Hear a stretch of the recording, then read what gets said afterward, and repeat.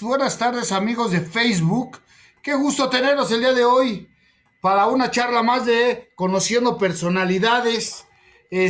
Un placer como siempre encontrarlos, vernos o que nos vean más bien, donde quiera que estén. Buenos días, buenas tardes o buenas noches, donde nos vayan a ver y cuando nos vayan a ver, ya saben, estamos en Josin Ortega, actor, ¿sí? O a partir de mañana nos podrán ver en youtube.com/Josin Ortega. Y ya saben, si nos ven, pues pónganle like, compartan. Espero que les guste la charla de hoy. Hoy, como decía el titular de la publicación, vamos a hablar muy en serio de un tema que es el humor. Qué importante es el humor. Y para eso está con nosotros un profesional de esto. Él es Cristian Forteza desde Buenos Aires. Cristian, ¿cómo estás? Hola, bien, muy bien, muchas gracias. Acá ya es buenas noches, ¿no? Ya son Ya, buenas noches, las sí. 21. Sí, Tenemos aquí 2 horas de estamos diferencia. todavía hay un luz, pero ya en un Tenemos un ratito poquito de... ya, también Claro, serán claro. buenas noches por acá en Gracias, Zacatecas, México. gracias por la invitación, para charlar, es un gustazo.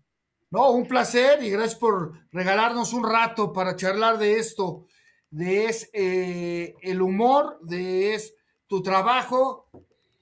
Y bueno, generalmente pregunto cómo empezamos en este medio, en esto, pero yo a ti te preguntaría, ¿por qué eres director escénico, eres maestro, docente, pero eres investigador del humor, que algo que es muy interesante?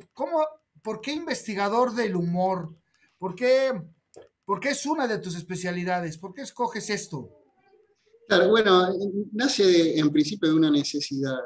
Eh, Me formé como, como actor de teatro convencional, como se le dice, ¿no? O naturalista, o realismo. Ajá. Y ya de entrada me gustaban las comedias, así que empezamos los primeros trabajos de teatro convencional, improvisación, o naturalista, o Ajá. Ajá. ahí me escucho yo. Sí, sí, sí, ya, Ahí ya. está, Ahí está. ahí está, muy bien, sí, es así, tecnología. Eh, y siempre de entrada me gustaron las comedias, o sea, me parece que de entrada me gustó principalmente escuchar la risa del público, ¿no? Es un sonido maravilloso. Acá había una actriz que se llamaba China Zorrilla, uruguaya, Ajá. pero vivió muchos años acá. Ella decía justamente que hay un sonido que viene de la platea y que es más lindo que el aplauso, es la risa, Es la ¿no? risa, claro. Sin duda, a los que les gusta hacer la comedia, es maravilloso poder hacer reír. Entonces, bueno, me metí un poco a trabajar en comedias, más que nada en los talleres, me gustaba más, me tiraba más por ese lado. Luego conocí en los 90, acá en Buenos Aires había muchos varietés y en las trasnoches sobre todo, que bueno, se juntaban 4 o 5 actores o actrices y cada uno tenía su rutina, su número y armaban un espectáculo. Realmente era algo fácil de armar porque cada uno de ellos tenía su rutina, entonces aunque Ajá. durase 40 o 45 minutos un espectáculo, obviamente era mucho a la gorra, ya te digo, en los sótanos de Buenos Aires. Ahí sí, como actor, me gustaba trabajar, tenía algunas rutinas mías, Ajá. otras que escribían algunas personas y las daban a actores, ¿no? Que digamos, les gustaba escribir, no eran actores, y las como regalaban para que las puedan representar, ¿no? Pero hay rutinas específicas para un varieté, digamos, ¿no? Un Ajá. personaje cómico, no era un teatro de texto, obviamente. Y de ahí pasé a dirigir al grupo donde yo estaba. Necesitaban a alguien que los viera de afuera y a mí me gusta Ajá. eso, sí, yo podría probar. Y bueno, empecé a dirigir al grupo con quien estaba, Después me llamaban de otro grupo. Luego empecé a dirigir ya unipersonales de comicidad, directamente, ya de una forma profesional. Ajá. Y, también, y luego pasé a la docencia, un poco para transmitir eso que fui aprendiendo, primero como actor de varieté y después como director, tanto de, claro, de los unipersonales o de digamos, en los varietés la dirección en realidad no era tanto actoral de cada uno, pues ya tenían su propia rutina, era más la puesta en escena, ¿no? La puesta en escena de, bueno, mejor entra vos acá, vos allá, a ver esta música, en vez de está mejor, bueno, era más la puesta en escena. En cambio, en los unipersonales de comicidad, no, era un trabajo más específico, no solamente de la puesta, sino también de la dirección actoral. Y cuando empecé a dar talleres sobre comicidad o de armado de rutinas, me di cuenta que necesitaba tener algunos conceptos para poder transmitirlos tanto a los estudiantes como después también en la dirección a los actores. Claro, noté de que no había muchas cosas escritas sobre el tema, sí, cosas de clown, de payaso, más específicas, pero de comicidad pura, realmente no encontraba. Y eso me llevó a decir, bueno, no, pero yo notaba que había como, digamos, cosas que se repetían, recursos que se repetían en los números, independientemente de la dramaturgia. Digo, pero esto hay que ponerle nombres, porque si esto se repite y si uno le pone un nombre, puede transmitirlo a la hora de dar un taller, ¿no? Porque si no queda en el momento del taller, en la cosa intuitiva, que está perfecto también, lo intuitivo, bueno, es una herramienta muy importante. No dejarlo todo a la intuición. Y después queda ahí, claro, ¿cómo retomo eso? Claro. ¿No? Quedó ahí ese flash y digo, no, algo tiene que haber de eso. Bueno, y empecé a traer conceptos de la psicología, de la antropología, de la filosofía, que me ayudaban a entender, bueno, cómo es el comportamiento cómico, ¿no? De alguna manera, independientemente de la estética, ¿no? Digo, hay algo que se repite, aunque sea clown, payaso, mago, que también que usa mucho de la comicidad, el mago porque le interesa hacer reír al público, un malabarista, lo que sea, todo lo que trabajaba con la comicidad, y bueno, hay cosas que se repiten. En esencia, que era la risa, ¿no? Más allá de... Claro, si uno entendía de qué se ríe el público, entonces uno puede reproducirlo, claro. ¿Qué se ríe el público? Se ríe uno, ¿no? Porque uno también es público, debe ser el público. Entonces, bueno, empecé a investigar por ese lado y eso me llevó después a sistematizarlo ya un poco más seriamente y dar charlas sobre eso, porque bueno, la gente empezó a interesarse porque se da cuenta que de alguna manera, muchos me dicen, no, claro, yo lo tenía de manera difusa y ahora lo entiendo más. Pero claro, porque en realidad lo que yo conceptualizaba salía de la práctica. No es que yo me sentaba y decía, bueno, a ver, ¿qué es el humor? ¿Qué es la risa? No porque a mí me interesaba que se entienda, que los artistas lo puedan entender, no porque sean de tontos, sino que tienen que, si yo lo veía y también lo pasaba por el propio cuerpo, esto puedo transmitirlo y lo puede entender el artista porque enseguida se va a dar cuenta en su práctica de lo que estoy hablando. Claro. En ese sentido. Y en eso que dices es muy importante porque esa es una realidad. De repente creemos que en la actuación o en la comedia hay que decir el chiste, hay que hacer el gag. Pero si no entiendes todos los conceptos de la risa, el provocar al espectador, el tiempo, si no entiendes todo ese concepto, no lo logras, o sea, no, se vuelve una comedia forzada, ¿no? Claro, igual yo de alguna manera también diferencio? Bueno, son palabras que cada uno lo tiene distinto los conceptos, pero o medios similares. Pero yo, por un lado, diferencio lo que es para mí la comedia, por lo menos acá en Argentina, está vista más como un teatro que hace reír, que busca la risa, pero como un teatro de texto, un teatro de autor, claro. Y para mí la comicidad más específica es la que trabaja un actor en una rutina, que es distinto, no es exactamente lo mismo. Si bien hay cosas que se utilizan a veces en la comedia, en la actuación, cosas medias similares, pero digo, un clown que tiene su rutina, bueno, no es lo mismo su armado que el actor que tiene que hacer reír en una comedia con un teatro de texto. Si bien puede utilizar muchas herramientas que son las mismas, pero no es el mismo armado en ese sentido. Pero cuando dirijo comedias, no es lo mismo que dirigir a un clown con su rutina de 15 minutos. Sí, siendo algo parecido, son lenguajes distintos, ¿no? La forma de abordarlo cada uno, claro. Claro, cada uno llega a la risa, pero son contextos diferentes. Son contextos diferentes, información diferente, no es una comedia que puede durar una hora a un artista que tiene una rutina de 15 minutos que tiene que estar ahí puntualmente en general la risa. Sí, en ese sentido es distinto. Insisto, hay cosas que se repiten, sobre todo del cuerpo, quizá también de la palabra. Yo no trabajo tanto con el chiste, sino que trabajo sobre todo con el cuerpo y cuando aparece la palabra, le hago aparecer más de lo que yo entiendo que es la palabra cómica, que no es el chiste, sino que es, a veces puede ser un sonido, una frase repetitiva. Claro.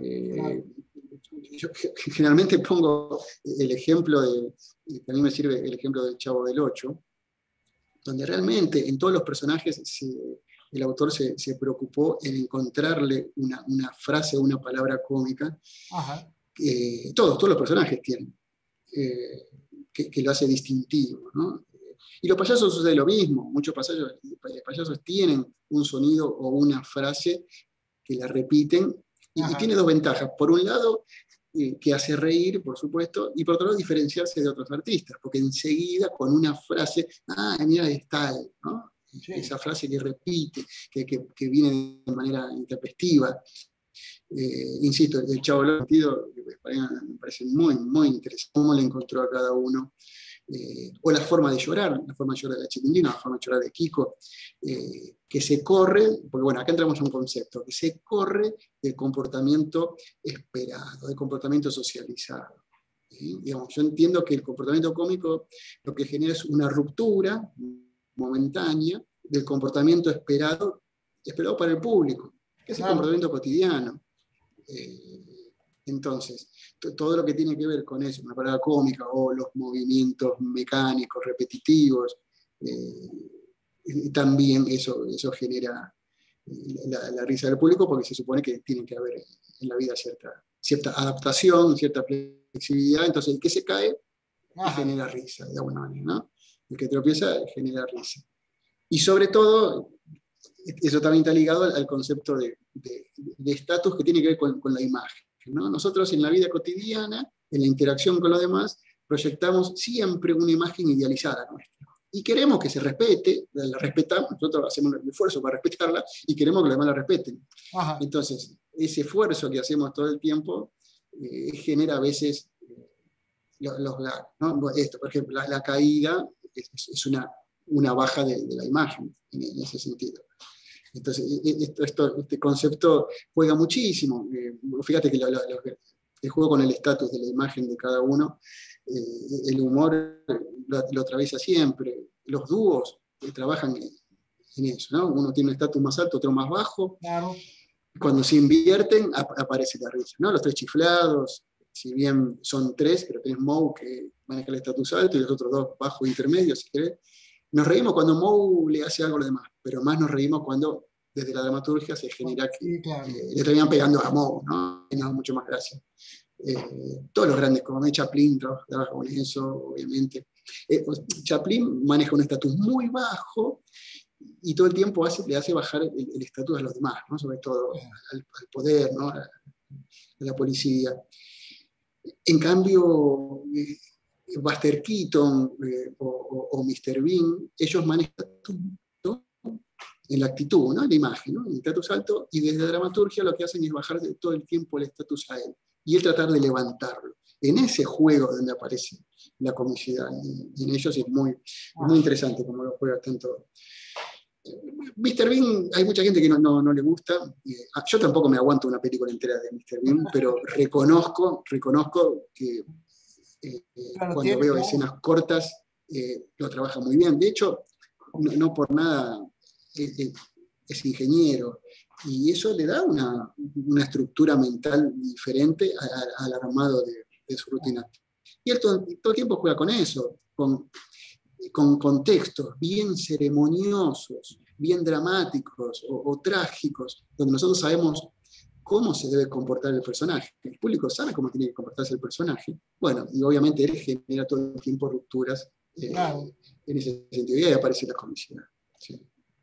Oye, pero bueno, por ejemplo, Chaplin, o sea, de repente nos hace reírnos de las desgracias, ¿no?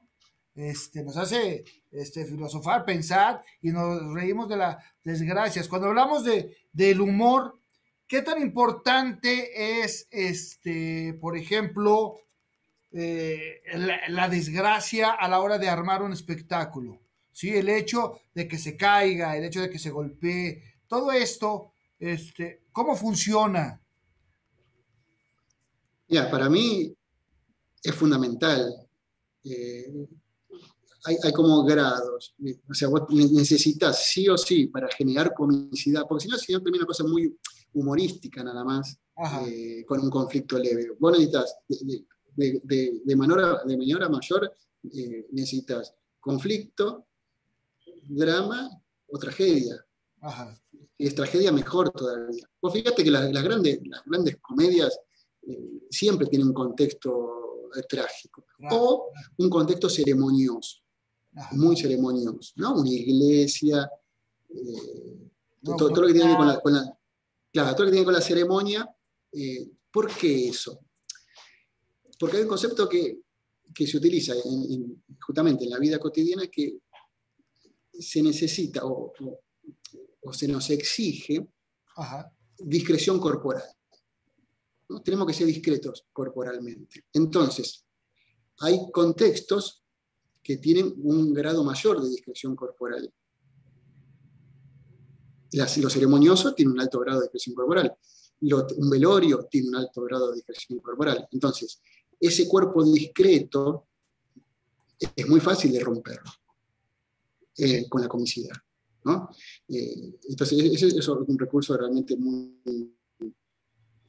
interesante. Romper con el cuerpo, porque digamos, cuando uno instala una premisa de un contexto, el público inmediatamente, como decía antes, sabe lo que el personaje puede hacer, lo que no puede hacer, y sobre todo de qué manera puede hacerlo o debería hacerlo. Ajá. Y ahí es donde empieza a jugar la comicidad, ¿no? A generar esos desvíos, esas rupturas. Pero bueno, todo eso se investiga, no es que sale todo naturalmente, ¿no? Claro. Pero si no está bien armado, claro, si no está bien armado el contexto, no es tan fácil romperlo. Entonces, o sea, tiene que estar bien armado el contexto trágico o dramático. Si no queda una cosa diluida, sin conflicto. Y cuando hablamos de crear un proyecto que tenga que ver con el humor, un sketch, un clown, todo eso, ¿qué sería lo primero que...? Porque de repente la gente te dice, oye, ¿y cómo empiezo una rutina? ¿Y cómo empiezo ¿cómo puedo ser clown? ¿Qué es lo primero que hay que buscar para ir creando un trabajo escénico? Claro, yo como no soy ni clown ni payaso, les dejo a los artistas que, digamos, incorporen lo que yo puedo aportarle de la comicidad a su estética. O sea, yo trabajo con profesionales que van a ver cómo meten de determinado gag como payaso o como clown o como mago, o como lo que sea. Pero en principio se puede trabajar empezando con un estatus alto, como los magos, por ejemplo. Los magos en general tienen un estatus alto, desde la postura, desde el movimiento, desde los modales, siempre viste, están vestidos de smoking o traje, ¿no? Ya hay una imagen de estatus alto. Entonces, por otro lado, si seguimos con el mago, sabemos que va a presentar algún truco, algo va a realizar y lleva inherente ese objetivo un posible fracaso. ¿No? Bueno, ahí es donde va a entrar la comicidad, ¿no? ¿Qué vamos a hacer entre la presentación del objetivo y la realización, ¿no? ¿Qué es lo que puede suceder en el medio? Y cómo puede fracasar el truco para después hacerlo bien, ¿no? Después genera lo sorpresivo y la admiración cuando le sale bien, pero en principio sabemos que presenta un objetivo o el payaso que presenta alguna hazaña que quiere hacer, y bueno, obviamente que no le sale bien o le sale distinto a lo que esperábamos, o de última le sale mal y después lo hace bien y nos sorprende. Los payasos de circo un poco juegan por ese lugar, ¿no? Generan el error, la impericia, y después te demuestran la gran habilidad. Porque muchos payasos, digamos, como personas mayores, muchos payasos grandes, tienen, antes de ser payasos de pista, de jóvenes fueron, en general, digo, ¿no? Acróbatas. Entonces tienen un fuerte entrenamiento físico, que no se le pierde del todo, pero no pueden trabajar en altura porque se pueden matar. Y cuando se vuelven payasos de piso, le quedan esas habilidades para seguir jugando. Entonces, no sé, hay un video de un artista que se llama Joe Jackson, que tiene una rutina con una bicicleta, que es una maravilla, porque hace todo un juego del clown o del payaso, y después termina utilizando la bicicleta de una manera que realmente sorprende por su edad. Pero claro, pues todavía le quedan ciertas habilidades. Entonces, la habilidad, por un lado, es sorpresiva, no genera risa necesariamente, pero sí todo lo anterior para llegar a esa habilidad. Posiblemente podemos jugar con el error y divertirnos de eso. Y por ejemplo, tú como director, podrías ir buscando el conflicto, o sea, ¿qué puede salir mal en una cita de novios? Y entonces parto de qué puede salir mal más allá de la cita en sí, y luego ya voy creando lo que vendría siendo la dramaturgia. Claro, yo creo que hay que partir siempre de lo más simple para empezar a generar lo complejo. Porque si no, si ya te vas a algo ya muy complejo, es muy difícil. Lo más simple, cuanto más simple, mejor. Y después vamos, pero lo importante es que tienen que ser, digamos, con situaciones muy reconocidas por el público. Porque si el público no sabe de qué se trata, no se ríe. Sí, claro. ¿Por qué? Porque el público todo el tiempo se adelanta a lo que puede suceder. Eso es un término que se llama prognosis. Es adelantarse al resultado de una acción por experiencia anterior. ¿No? Nosotros, si nos reímos porque ya lo hemos visto antes, o sabemos qué es lo que puede suceder. Si no, de otra sociedad, posiblemente hay cosas que a mí se me pierdan y no me hagan reír. Si no conozco, ¿no? Entonces tiene que haber un conocimiento anterior. Todo tiene que ser bien simple. Y luego vamos generando. Pero un poco como decís vos, bueno, ¿qué mal podría suceder sobre esto? Lo que pasa es que tampoco puede ser cualquier cosa, porque no, potencialmente hay que ir eligiendo lo más interesante que pueda generar los conflictos. Claro. Pero eso era una comedia más. Pero en las rutinas, que es una rutina de 10 minutos, bueno, está todo concentrado. Es otra cuestión. Por eso pero ahí también se trabaja con la simpleza. En general, se trabaja con presentar un objetivo al público. Bueno, voy a hacer esto. Entro como físico-culturista y van a ver cómo levanto esta pesa y la fuerza que tengo. Bueno, después va a pasar un montón de cosas en el medio. Claro, así de simple. Uno sabe, se presenta, y aparte que ya sabemos, físico-culturista ya tiene una imagen alta, ¿no? de fuerza. Entonces es más fácil romper después cuando esta persona no tiene la fuerza necesaria o no se comporta como un fisiculturista porque hace cosas que no corresponden. Oye, y hablando de el estudio del humor, de ese trabajo, ¿qué tan difícil o no? ¿Qué tan difícil no? ¿Qué tan diferente es poder trabajar el humor cuando lo haces en la calle, a cuando lo haces en la sala, en una sala de teatro, a cuando lo haces, por ejemplo, para televisión? ¿Hay diferencias a la hora de trabajar el humor? Yo creo que algunas cositas porque obviamente la proyección te va a cambiar. Si tienes se una tiene que adaptar, sí. Hay que adaptarse el público de una plaza con 500, 300 personas, posiblemente algo de la construcción del personaje o de las acciones se pueden perder si son muy chiquitas. En cambio en el teatro eso lo puede ver mejor. O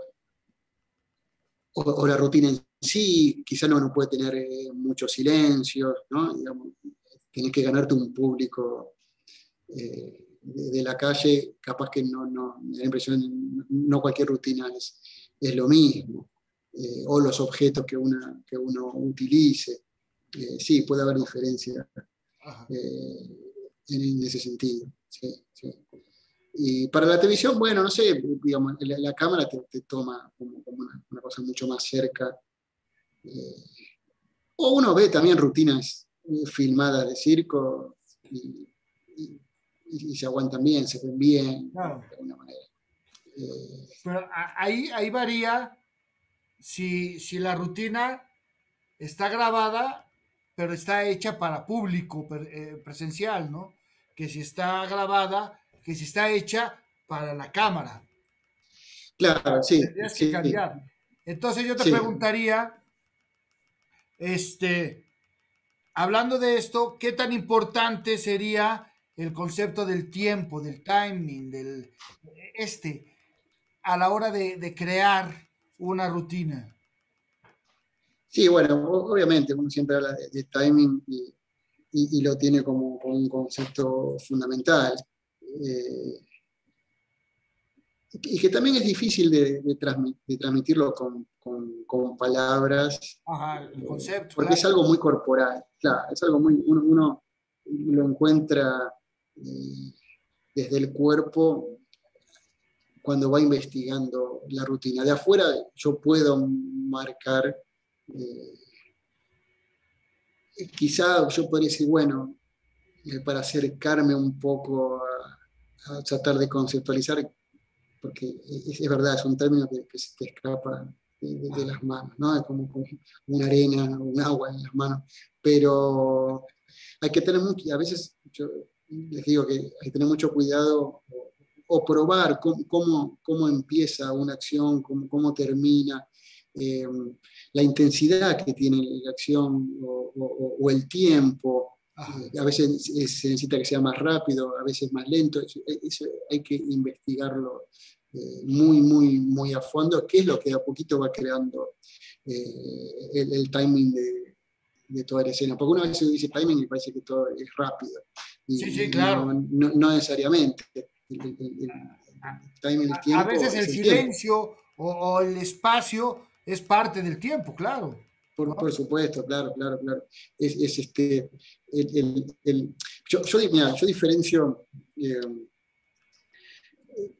los griegos tenían dos términos para usar, para referirse al tiempo, que era cronos, que es el tiempo cronológico, el tiempo que conocemos todos, y Ajá. kairos o kairos, que ellos le llamaban a ese tiempo exacto donde, y daban el ejemplo de los caballos, los caballos de carrera, cuando tienen que pasar a otro, que siempre vos viste en la carrera los caballos, cuando tienen que pasar uno al otro, lo hacen en un momento exacto. No es que vienen con todo, con todo, con todo, y lo pasan. No, no, no, van, aunque vaya atrás y después en un momento, es el momento exacto, Ok. ni un segundo antes ni un segundo después. Es un poco el humor, ¿no? Un segundo antes, un segundo después no produce la risa. Y eso se investiga, por supuesto, eso hay que probarlo y probarlo y probarlo. Hay gente que le sale mucho más rápido porque está más canchera o más intuitiva, pero yo insisto, el humor, la comicidad se construye y no hace falta ser gracioso en la vida cotidiana como Sí, para después crear comicidad, ¿no? No necesariamente. Eh, no, si le ves la cara a Buster Keaton, jamás te reirías, ¿no? bueno, vos fíjate qué interesante ese recurso, porque ese recurso también, al no, justamente, ¿no? En contraposición a las muecas Ajá. que se juega mucho con el humor, también es eh, una expresión que tiene, que de alguna manera es inesperada, porque se contrapone a lo que uno espera de la interacción, ¿no? Exacto, claro. O, o- o que, no le, que cuando le pasan esas cosas graves no cambia la expresión, y ahí también hay una ruptura de lo Ajá. esperado, ¿no? Porque nosotros nos movemos nuestra mente se mueve con causa y efectos. Entonces sabemos que determinada causa, determinado efecto. Si y ahí es donde está el juego de la desproporción, ¿no? El humor juega con las desproporciones, yo le decía a Chaplin, el humor es una cuestión de proporciones. Entonces, el causa y efecto, bueno, la comicidad se aprovecha mucho de eso.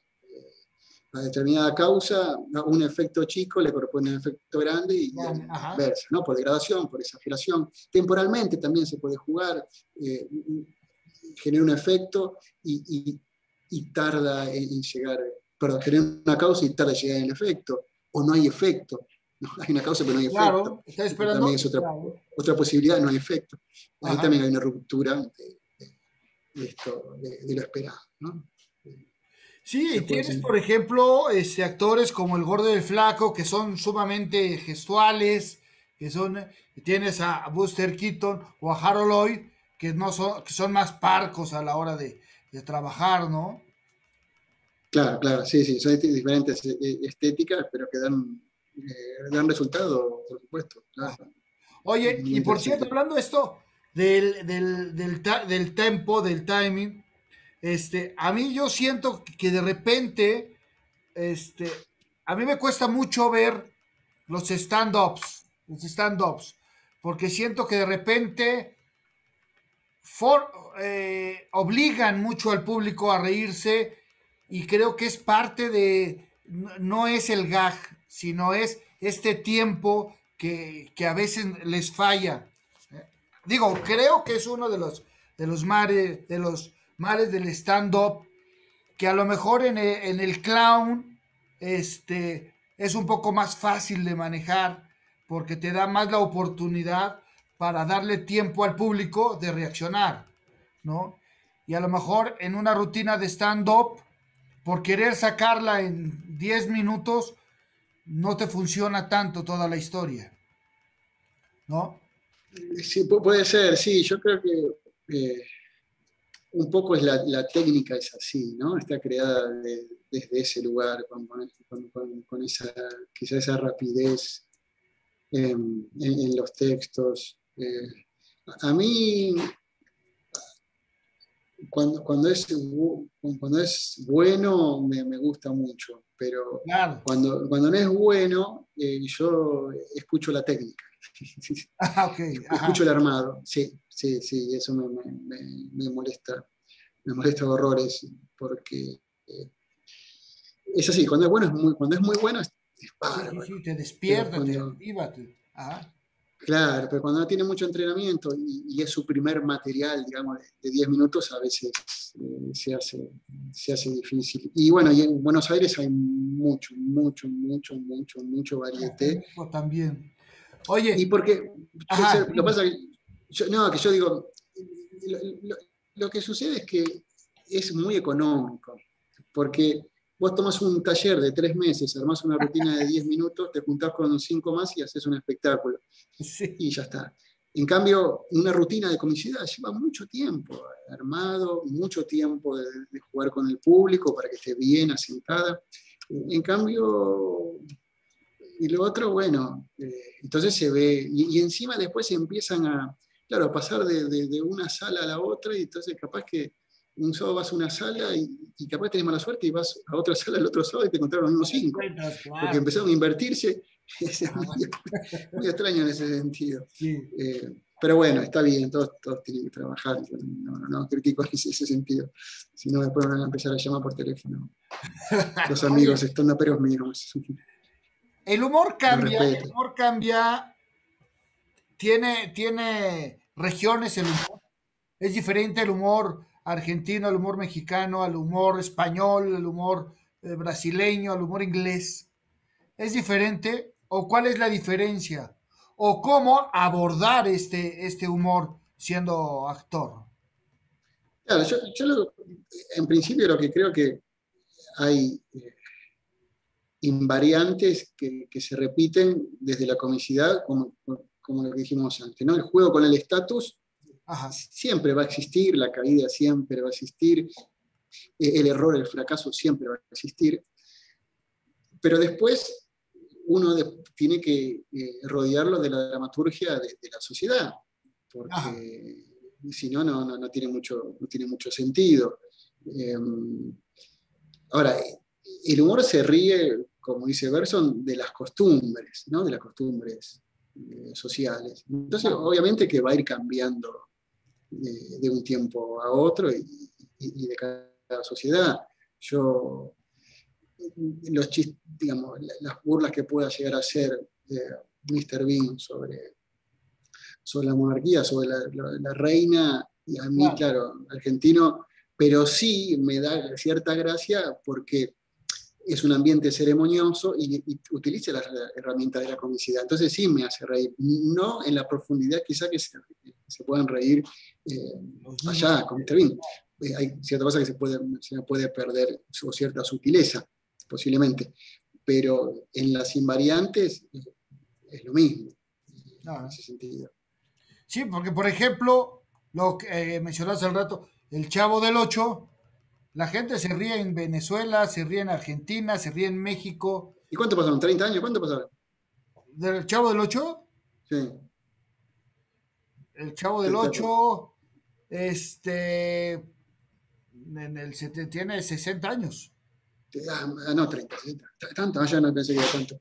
Bueno, es un buen ejemplo, digo, cómo uno se sigue riendo, pero porque utiliza esas invariantes. Como yo te digo, bueno, cómo llora el Chavo, cómo llora Kiko, cómo llora Ñoño. Bueno, ahí aparece lo mecánico, aparece esa repetición, ese corrimiento del llorar esperado. Entonces, eso es comicidad pura. Entonces, no importa el tiempo, lo vamos a seguir diciendo, va a pasar los años y nos vamos a seguir riendo de eso, Ajá, porque va más allá.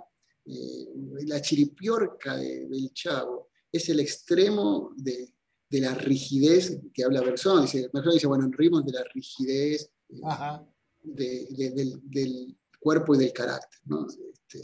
Bueno, el Chavalocha hace la chiripiorca, que es lo más, queda ahí rígido, este, está muy bien jugado. Y bueno, y ahí los estatus Ajá, también es una maravilla como está jugado. Vos, digamos, tenés el claro. Chavo, el estatus más bajo, y el profesor Girafales como el estatus más alto.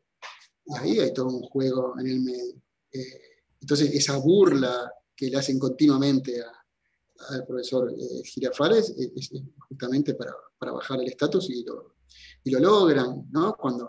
Y cómo Doña Florinda juega a levantarse el estatus a través del profesor Girafales cuando viene a cortejarla, ¿no? Porque se diferencia de los pares, que si bien ella nunca se sintió par, pero se diferencia de la vecindad, por último, tanto de la misma, ¿no? Y también estatus alto Don Barriga, que es el que viene de afuera a cobrar la renta, Claro. por eso siempre se lo recibe de un patadón y siempre se cae, ¿no? Siempre que entra, Tenía que ser va al piso, de ¿no? mucho. Ajá. Bueno, y eso es una frase cómica, no es un chiste, es una frase repetitiva, es una frase que nosotros esperamos que diga, no hay chiste ahí, es que en la repetición se Claro. vacía de contenido y deja de comunicar, ¿no? Y es una frase que escuchamos. Don Ramón, ese de Don Ramón, No, sí, ese profesor Girafales. perdón. Bueno, ahí como profesor lo tenés con esa frase, ¿no? Todos le han buscado ese tipo de frase que es comicidad pura. No es chiste, no hay chistes, no hay chistes Claro. en ese sentido. Sí, el No hay chiste mejor chistes es el golpe, coyuntural. el escobazo. No hay, Pero claro, eso es la frase, ajá, ok. no hay chistes coyunturales. Ajá. Va a pasar el tiempo y nos vamos a seguir riendo de las mismas cosas que suceden ahí, porque es atemporal en ese sentido. Está bien, uno tiene que entender el vecindario, capaz que, bueno, después cambie la sociedad y no se entienda ese tipo de vecindario, pero y vos fíjate cómo le baja cómo le baja el estatus a Don Ramón cuando le dice, cuando la bruja del 71 se nota que le gusta a Don Ramón, ¿no? No quiere saber nada, Sí, sí. porque bueno, se supone que es fea y es vieja, entonces claro, no, ¿cómo me gusta? No, eso... entonces nos reímos de eso, claro, cada vez que vemos que está como enamorada de él y él no quiere saber nada, si sería una mujer joven y linda, por supuesto que eso no le hace bajar el estatus, sino que se lo levantaría, ¿no? Entonces, bueno, ese juego está muy bien logrado, realmente. Es una maravilla y a mí siempre me sirve de ejemplo. Ahora lo vengo diciendo, estos ejemplos, cada vez que estoy hablando con gente de México, pero lo pongo siempre, no es que lo pongo a ustedes porque son mexicanos, realmente es un buen ejemplo de cómo... Es un ejemplo que todos conocen y enseguida lo tocas. Claro, sí, va por ahí, tiene razón. Es muy fácil de reconocer en la serie de Chavo del Ocho, realmente. Pero lo mismo sucede en los otros sketches. Bueno, el Chapulín, todo el tiempo es el error, la impericia y querer, no, yo soy el Chapulín, pero al final, o tomarse la pastilla de Chiquitolina, ¿no? Bueno, es bajarse más el estatus todavía, ¿no? Claro. Hay un juego muy interesante. Bueno, los locos, ¿no? ¿Cómo se llaman? Los loquitos. Los loquitos. Chaparrón por aparte.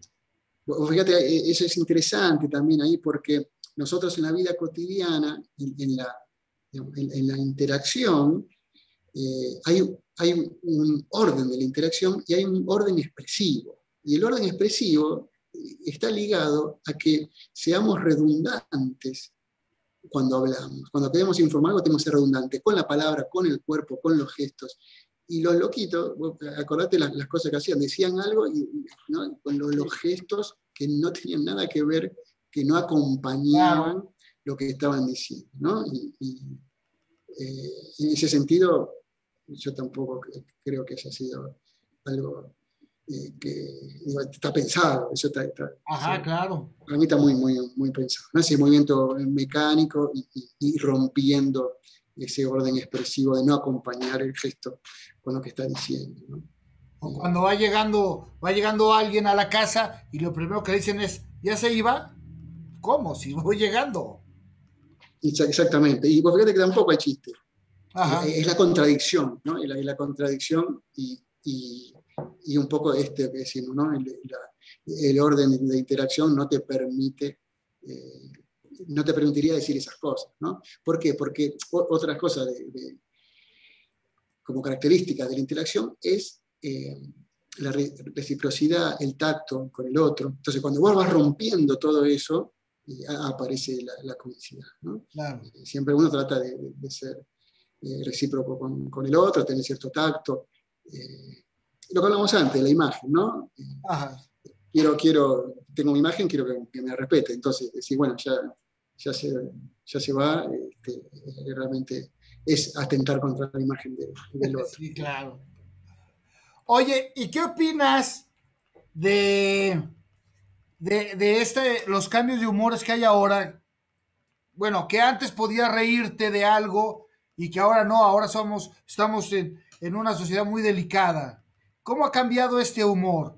Antes te podías reír de alguien gordito, ahora no puedes porque se ofende. Alguien te podía, o sea, muchos de estos chistes que contamos hoy no se podrían hacer. No se podrían hacer porque estamos bajo una lupa que nos dice que es de mal gusto, más sentido. Nos estamos volviendo demasiado rígidos cuando hablamos del humor. Sí, yo creo que es difícil, esa pregunta siempre me la hacen y es difícil de contestarla.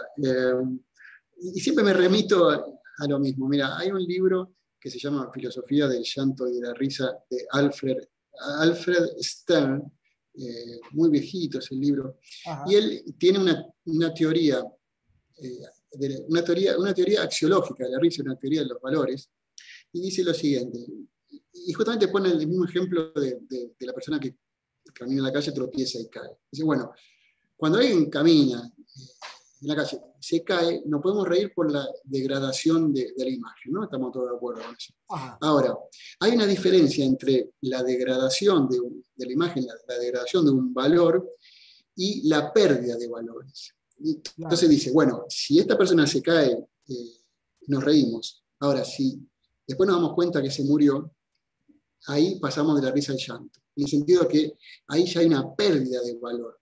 Ajá. Y ya ahí dejaríamos de reírnos. Y yo un poco me da la impresión que entre el chiste de burlarse de alguien jugando y el bullying sí hay una pérdida de Sí, valores, porque claro. no logra recuperarse la persona, no le da la posibilidad de recuperarse. En cambio, una burla a un amigo que está gordito o gordo, sabe que es un chiste y después nos tenemos todos riendo y no pasa nada, se recupera Ajá. la imagen. En cambio, el bullying no, el bullying ataca No, no, directamente, claro. destruye el yo, la imagen de la persona. La cámara oculta parece, siento que es algo también parecido, digamos.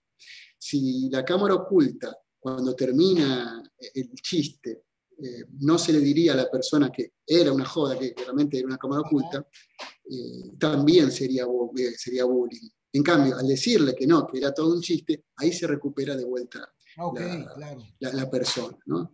Porque uno podría decir, a ver, los chistes, los mejores chistes de judíos son hechos por judíos, sin Ajá. duda, porque son los que conocen sus propias costumbres y pueden burlarse de ellas, pero esa burla no apunta a una pérdida de valores. En cambio, a veces sucede que alguien que hable de los judíos mal puede apuntar a una pérdida de valor. Claro. Esa es la diferencia. Es difícil, es difícil, es muy difícil. Y las mujeres sucede lo mismo. En estos tiempos es muy delicado Sí, sí, el claro. tema, ¿no? Sí, sí, no. Acá en Argentina había un humorista llamado Olmedo, no sé si escuchaste alguna vez, Alberto Olmedo, bueno, murió hace muchos años, y él tenía muchos sketches bueno, que la mujer realmente era tomada como objeto. Ajá. Y la gente se ría, obviamente, estamos hablando de hace 30 años atrás, yo creo que sí, va cambiando la psicología y la mente de la gente, ¿no? Y hay cosas que gustaban un tiempo que después no gustan, independientemente de lo que marque la sociedad, que ahora digo, no, esto realmente está mal que nos riamos. No, a veces uno dice, no, bueno, eso ya no me causa gracia. Ajá. No porque, digamos, ya está impuesto que esté mal, sino porque, bueno, ya pasó eso, ahora ya de eso no Bueno, me río. si hoy Es escuchas, como, si hoy escuchas un disco de él, hoy la gente se ríe de este actor que cuenta, que dices que contaba chistes, Olmedo, ¿cómo se llama? Sí, no, pero claro, no, Bueno, o sea, si ves el de televisión. sketch, todo, la gente hoy se ríe de él, que no se reiría de un actor actual, Claro, claro, hoy en puede día, ser, ¿no? Sí, o sea, puede ser. hoy sigue siendo gracioso siendo él, no siendo gracioso siendo otro actor actual. O al revés, hay cosas que ahora las vemos en forma graciosa, o al menos a mí me hacen reír, por ejemplo, una coreografía de baile de un tema musical de los 80. Claro, vos pones una coreografía ahora y te reís, porque Claro, está desfasada con el tiempo, pero no estaba puesto para hacer reír, estaba puesto para bailar, para entretener, para claro. acompañar al cantante, pero ahora vos ves cómo están vestidos y cómo se mueven, decís, no, pero no, bueno, simplemente porque va cambiando la mente, van cambiando la coreografía, van cambiando. eh, pero claro, uno ve eso y se ríe. En ese momento no te reías, claro que no te causaba ninguna gracia, si no estaba para hacer reír.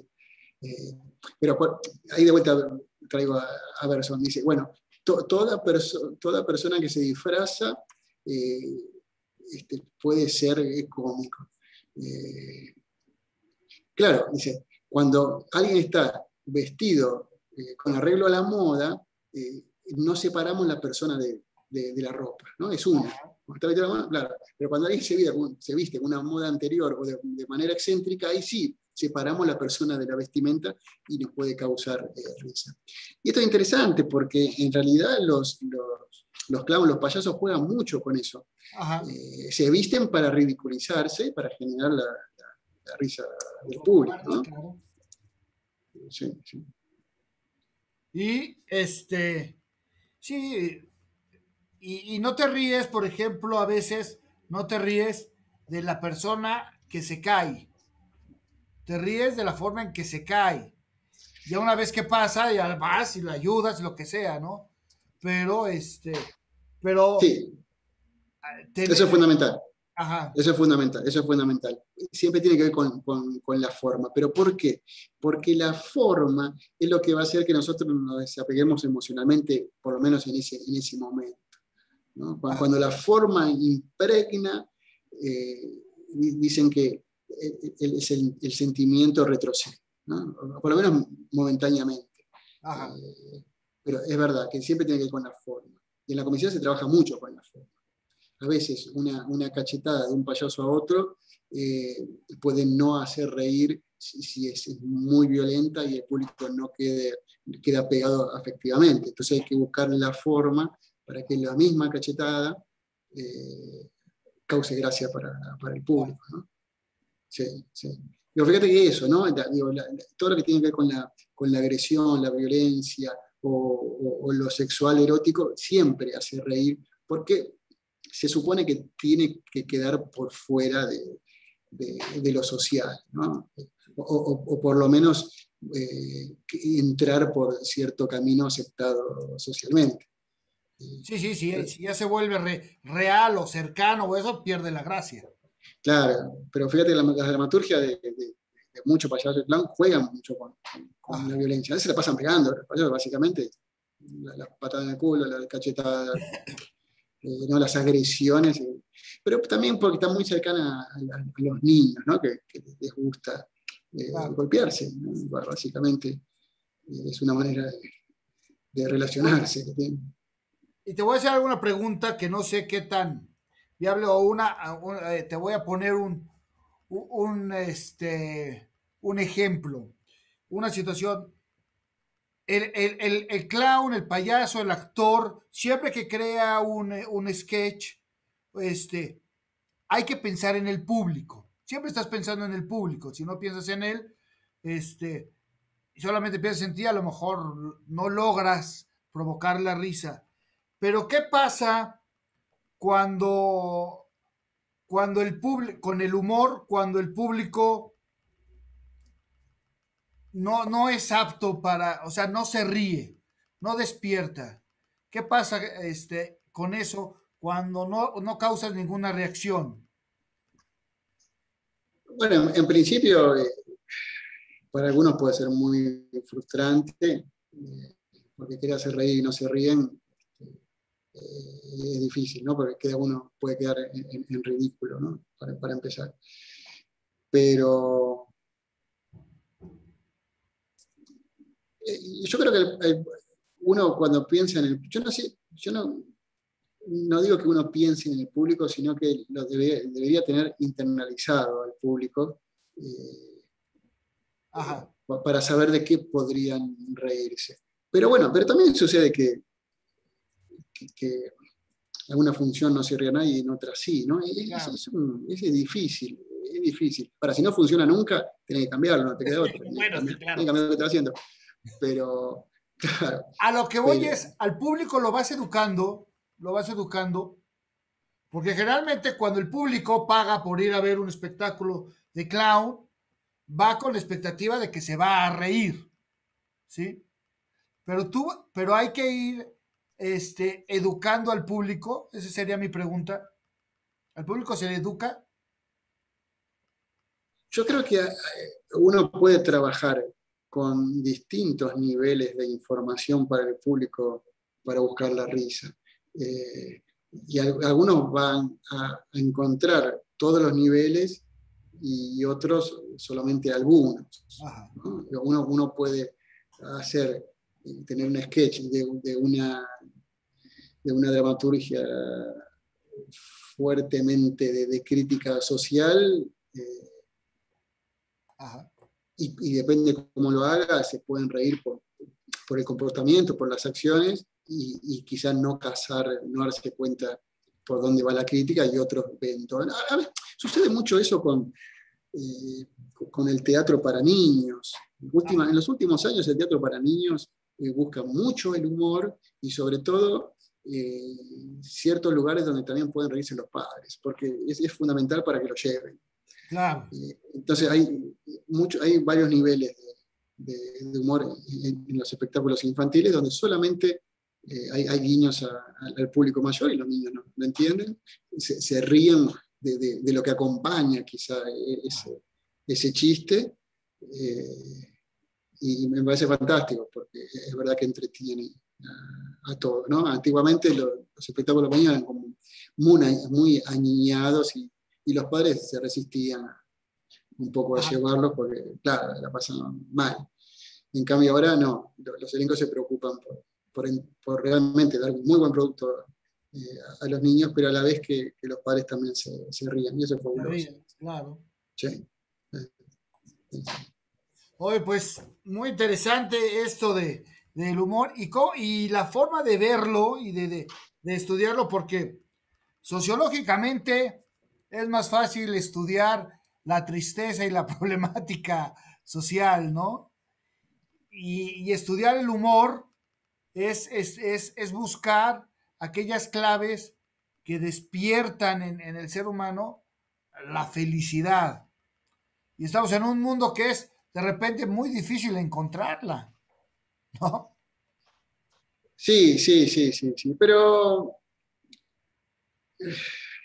yo creo que de repente es inherente al hombre, y nunca el hombre va a dejar de reírse, y nunca va a dejar de buscar hacer reír y reírse, ¿no? Que son dos cosas diferentes, ¿no? Hacer reír por un lado, y por otro lado reírse.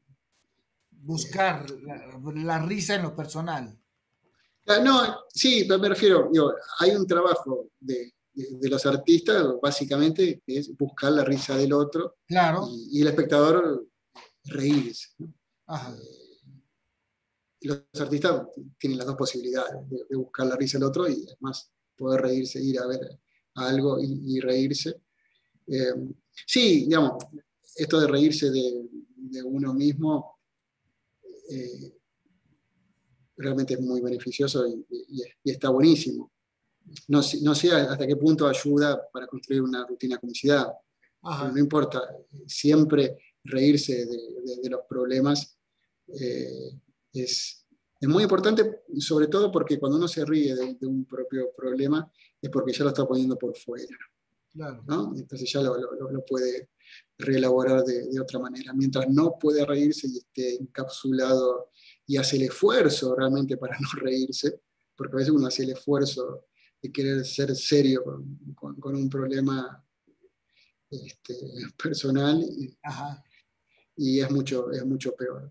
Realmente, No sé en Argentina, pero en México se dice que nos reímos hasta de las propias desgracias que nos pasan, ¿no? sí, Ejemplo de sí, sí, eso sí. es que nos reímos, tenemos una relación muy pareja y de comicidad y todo con la muerte aquí, ¿no? O pasa Es una verdad. desgracia y en un poco rato, primero estamos asustados y al poco rato empiezan a salir los chistes de la misma desgracia. Esto que dices de reírnos de nosotros mismos. Sí, sí, es sanador, por supuesto que es algo sanador. Eh, y sí, mira, eh, yo divido a la gente entre los que se ríen de sí mismo y los que no, Ajá. directamente. Son personalidades muy diferentes. A mí me encanta la gente que sabe reírse de sus Ah, problemas. Es muy divertido. Pero porque no logran que se enquiste el complejo. Entonces tienen otro tipo de relación con ellos mismos y con los demás. claro. Ajá. Porque si no hacen el esfuerzo para resistirse, ¿no? Y estás siempre con complejos que no te permiten acercarte. Es muy difícil. De la gente que se ríe de sus problemas o de lo que hace, aparte de ser muy divertido, Ajá. eh, es muy sano para ellos y para la relación con los otros, sobre todo, ¿no? Porque si no, siempre mal. Que eso digamos, no quita de que realmente uno pueda estar mal y que le afecte las cosas. Pero claro, ¿No? Son cosas diferentes, ¿no? Digo quitarle el peso. las cosas reales, ¿no? La Exactamente, importancia. por supuesto, claro, no es quitarle el peso a la importancia, pero sí quitarle ese peso que te hace mal, digamos, Claro. ¿no? Reírse de Es uno. más sabroso reírte. Sí, sí, sí, sí, sí, sí, sí. Y reírte cuando uno se tienta, ¿no? Es tan divertido cuando uno se tienta y empieza a reírse la Ajá. carcajada que uno no puede parar, eh, está buenísimo. Está Cristian, buenísimo. pues agradecerte, está buena la charla, el tiempo se nos va rápido, pero pues agradecerte este pequeño rato o este mucho rato de esta plática sobre el humor, sobre tu perspectiva del humor. Muchísimas gracias. Al contrario, fue un gran placer Ya haberte seguiremos conocido. platicando y ojalá lo hagamos alrededor de una copita de vino, un cafecito o algo, o un mate, y Sí, ya sí, en sí, sí. persona, Sí, allá, sí, sí, sí, sí. Vamos a ver o un si, tequila. sí, también, sí, sí, por supuesto. Me gusta el tequila, me gusta. Bueno, Cristian, pues muchísimas gracias. Gracias a vos, José. Gracias. Gustazo. Y gracias a todos los que nos vieron y los que nos verán. Recuerden, nos pueden seguir viendo. Pónganle like, suscríbanse si es YouTube. Véanos. Les recordamos la próxima semana tenemos charla con Carlos Guizar, que es un director mexicano. Luego vamos a tener a Marcelo Luján, estará también con nosotros. Ah, lo conozco. Sí. Marcelo, otro conocido, también va a estar con nosotros el día 22, Gerardo Bamondo, con el que Mamonde. ya tuviste tú una plática, bueno, varias. Sí, sí, lo conozco también, un gran humorista, una gran persona. ¿Sí? Gerardo Va a Bamonde. estar aquí con nosotros, vamos a platicar, pero por lo pronto los invitamos. También mañana tenemos charla, tenemos una noche de poesía en Hagamos Poesía y estará con nosotros el día de mañana va a estar Frankie de Varona desde Miami. El cubano chico, y va a estar con nosotros mañana hablando desde Miami. Gracias a ustedes, gracias a Cristian y nos vemos en otra emisión de Hagamos Poesía. Gracias y hasta la vista.